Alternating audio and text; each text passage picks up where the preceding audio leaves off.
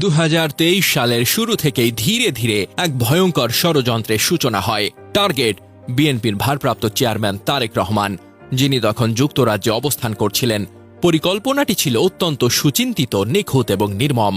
হত্যার সময় হিসেবে নির্ধারিত হয় শুক্রবারের জুমার নামাজের মুহূর্ত, যখন নিরাপত্তা কিছুটা শিথিল থাকে এবং জনসমাগমে হামলাকারীর জন্য গা ঢাকা দেওয়া সহজ হয়। এই মিশনের জন্য বেছে নেওয়া হয় সুব্রত বাইনকে। এক পেশাদার ঘাতকের মতো প্রশিক্ষণ দিয়ে গড়ে তোলা হয় তাকে।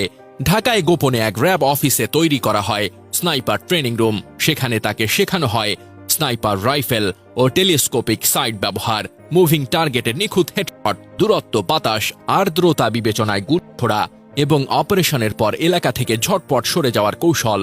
মিশনের ছক ছিল এমন: লন্ডনের এক নির্দিষ্ট মসজিদ, যেখানে প্রতি শুক্রবার তারেক রহমান জুমার নামাজ আদায় করেন, সেটি নির্ধারিত হয় হামলার স্থান হিসেবে।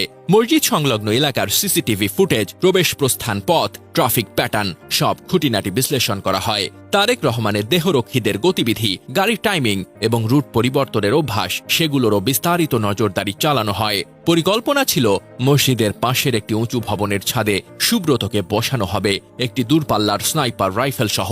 টার্গেট হেডশট, মাত্র একটি গুলি, নিখুঁত ও চূড়ান্ত। আর সবচেয়ে ভয়ঙ্কর অংশ, অপারেশন শেষে সুব্রত বাইনকেও হত্যা করে নিখোঁজ করে ফেলার নির্দেশনা ছিল, যেন কোনো প্রমাণ না থাকে। এদিকে গ্রেফতার সেই সুব্রত বাইন রিমান্ডে জানান, শুধু তারেক রহমানই নয়, এই সন্ত্রাসী চক্রের তালিকায় ছিল আরও একাধিক রাজনৈতিক ব্যক্তিত্ব।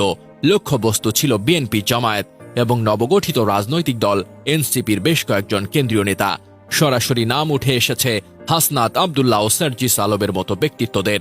সুব্রত বাইনের দেওয়া তথ্য অনুযায়ী এই মিশনের পেছনে ক্ষমতাসীন দলের কিছু নিষিদ্ধ ঘোষিত উচ্চ পর্যায়ের নেতাদের সম্পৃক্ততা ছিল। তিনি দাবি করেন, এসব হত্যাকাণ্ডের মাধ্যমে রাজনৈতিক বিভ্রান্তি সৃষ্টি করে আওয়ামী লীগকে ক্ষমতায় রাখার পরিকল্পনা করা হচ্ছিল। ঘটনার পরিকল্পনা যেভাবে শুরু হয়, রয়ের দেওয়া প্রশিক্ষণ শেষে 2023 সালের ফেব্রুয়ারির এক রহস্যময় রাতে কলকাতার প্রেসিডেন্সি কারাগার থেকে কোনো রকম প্রচার বা মিডিয়া নজর ছাড়াই এসটিএফ সদস্যরা সুব্রত বাইনকে নিয়ে বের হয়।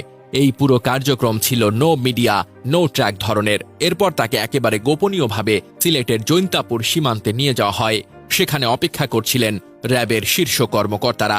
সীমান্তের ওপারে তাকে হস্তান্তর করা হয় বাংলাদেশি বাহিনীর কাছে।